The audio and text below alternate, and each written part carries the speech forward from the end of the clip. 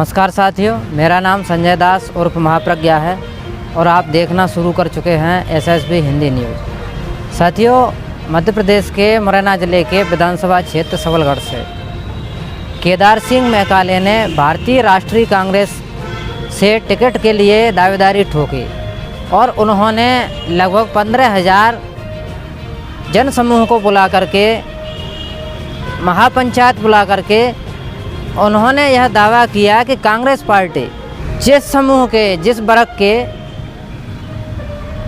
8 या 10,000 मत हैं उनको टिकट दे सकती है तो हमें क्यों नहीं, क्योंकि हम जिस वर्ग में आते हैं वोटों की संख्या सबलगढ़ विधानसभा क्षेत्र में 43,000 है। तो कांग्रेस पार्टी को इस पर विचार करना चाहिए। पार्टी की सदस्यता ले चुका हूं और राष्ट्रीय कांग्रेस पार्टी से ही टिकट की मांग करूंगा, ये मैं अपने समाज को बता दूं। धन्यवाद। इसी के साथ साथियों, दूसरी खबर यह है कि माननीय सुप्रीम कोर्ट के जो चीफ जस्टिस हैं चंद्रचूड़ साहब, तो उनके फैसले हैं जो विधायिका को पसंद नहीं आ रहे। तो इस पर एक ब्राह्मण राजनेता ने अच्छी बात कही, क्योंकि यह वीडियो स्वतंत्रता दिवस के मौके का है, लेकिन यह जो बात है ब्राह्मण राजनेता की, वह सभी के लिए सुनना बेहद ज़रूरी है। उनको मैं बहुत ही नमन करते हुए और सभी अभिभाषक साथी,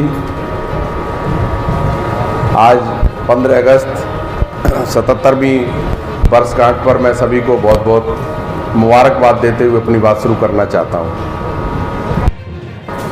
जैसा आप सब जानते हैं कि आज का दिन हमारे लिए बहुत ही महत्वपूर्ण है।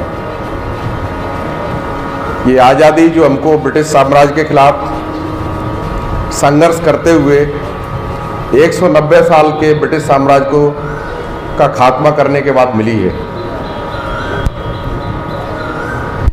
वो भी हमें बार बार याद करना होता है कि इस आज़ादी के संग्राम में समाज का कोई तबका नहीं था नहीं की हो। खास करके अपन लोग जिस न्यायिक संस्था से जुड़े हुए हैं उसमें अभिभाषक गणों की बहुत बड़ी भागीदारी रही है। जो भी आज़ादी की लड़ाई के हीरो रहे, ये हमारे लिए बहुत ही सौभाग्य की बात है कि उनमें से अधिकांश अधिवक्ता ही थे और उन्होंने संघर्ष के महत्व को समझा। चाहे वो महात्मा गांधी जी हो, जवाहरलाल नेहरू हो, दूसरे लोग हो जो लंदन से पढ़ करके आए, उन्होंने वकालत नहीं की, उन्होंने अपने जीवन को आज़ादी की लड़ाई के लिए समर्पित कर दिया। और समाज का कोई ऐसा तबका नहीं है, साधु महात्माओं से लेकर के मध्यम वर्ग तक और उच्च वर्ग तक, जिसने आज़ादी की लड़ाई में भाग नहीं लिया हो। भारी संघर्ष और भारी कुर्बानियों के बाद, जिसमें आप सब जानते हैं जिनके नाम लिए जाते हैं, जो हमारे हीरो रहे हैं, चाहे वो सुभाष चंद्र बोस हो, भगत सिंह हो, चंद्रशेखर हो, अशफाक उल्लाह खां हो, जो भी नाम लिए जाते हैं, ये तो वो नाम है जो सब सामने आ गए हैं। लेकिन ऐसे हजारों हजार लोग हैं जिनके नाम आज भी सामने नहीं आ पाए हैं, जिन्होंने अपने जीवन को इस आज़ादी की लड़ाई के लिए कुर्बान कर दिया और देश के लिए अपने आप को समर्पित कर दिया। साथियों, आज हम लोग जिस व्यवस्था में जी रहे हैं उसको हम संसदीय लोकतंत्र कहते हैं। ये संसदीय लोकतंत्र जो हमारे संविधान से संचालित है, तो संविधान के जो प्रीफेस की अपन बात करें तो उसका जो पहला सेंटेंस है उसमें लिखा हुआ है कि हमारा देश एक धर्मनिरपेक्ष, समाजवादी, लोकतांत्रिक गणराज्य है। आज जिस तरह की चुनौतियां हमारे संविधान के सामने हैं, वो बहुत ही महत्वपूर्ण सवाल भी है और सब लोग उसको समझते भी हैं, विद्वजन भी हैं। आज किस तरह से न्यायालय की भूमिका हमारे लिए बहुत महत्वपूर्ण हो गई है। अभी जो सुप्रीम कोर्ट ने जो डिसीजंस दिए हैं, चंद्रचूड़ साहब ने जो निर्णय दिए हैं, अभी इसके बारे में निर्वाचन आयुक्त की नियुक्ति किस तरह से होगी उसके बारे में निर्णय दिया है। बहुत महत्वपूर्ण निर्णय है। हालांकि दुर्भाग्यजनक बात यह है कि उस निर्णय को पलटा जा रहा है।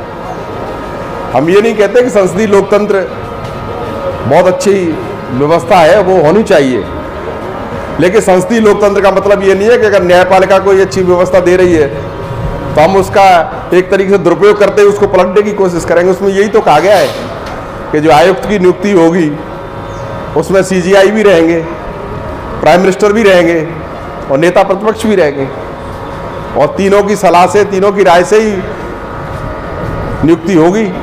और निश्चित रूप से अगर चुनाव तटस्थ होना है तो फिर उसके लिए बहुत ज़रूरी है। अब उसमें वो कुछ कह रहे हैं जो सत्ता में काबिज है, वो ये कह रहे हैं कि नहीं, उसमें CGI साहब की कोई ज़रूरत नहीं है। ये बहुत ही गंभीर विषय है। इस तरह की कई सवाल, कई चुनौतियां हमारे सामने आ रही हैं। क्योंकि मैं एक राजनीति से जुड़ा हुआ व्यक्ति हूँ, इसलिए उन पर ज़्यादा नहीं जाना चाहता, लेकिन ये बात सही है कि आज हमारे देश के सामने लोकतंत्र को बचाने का भी सवाल है, संसदीय लोकतंत्र को भी, और संविधान को बचाने का भी सवाल है सर। और ये संविधान ही एकमात्र हमारे सामने 5000 साल में एक ऐसी किताब है जो हमारा मार्गदर्शन करती है, हमको सही दिशा में ले जाती है। इसीलिए आज हम सब लोग आज़ादी के 77वीं वर्षगांठ पर, स्वतंत्रता दिवस की 77वीं वर्षगांठ पर ये संकल्प भी लेंगे कि हम इस लोकतंत्र को, न्याय को, न्यायपालिका को और संविधान को बचाने के संघर्ष को भी आगे बढ़ाएंगे। और यही मुझे कहना है। बहुत कुछ तो कहने को तो बहुत कुछ बातें हैं, लेकिन मैं उतना विस्तार में उसमें नहीं जाना चाहता। फिर भी मैं अंत में इस बात को जरूर कहना चाहता हूँ कि हमारे देश में ये न्यायाधिपति बैठे हुए हैं, इनको मैं सलाम करता हूँ कि आज भी देश में अगर वो सही बात कह रहे हैं तो हमारी न्यायपालिका ही कह रही है, वो ही देश को बचाने का प्रयास कर रही है। उसको बहुत बहुत साधुवाद। यही कहते हुए मैं अपनी बात समाप्त करना चाहता हूँ। एक बार सभी को बहुत बहुत बधाई, बहुत बहुत धन्यवाद, शुभकामनाएं।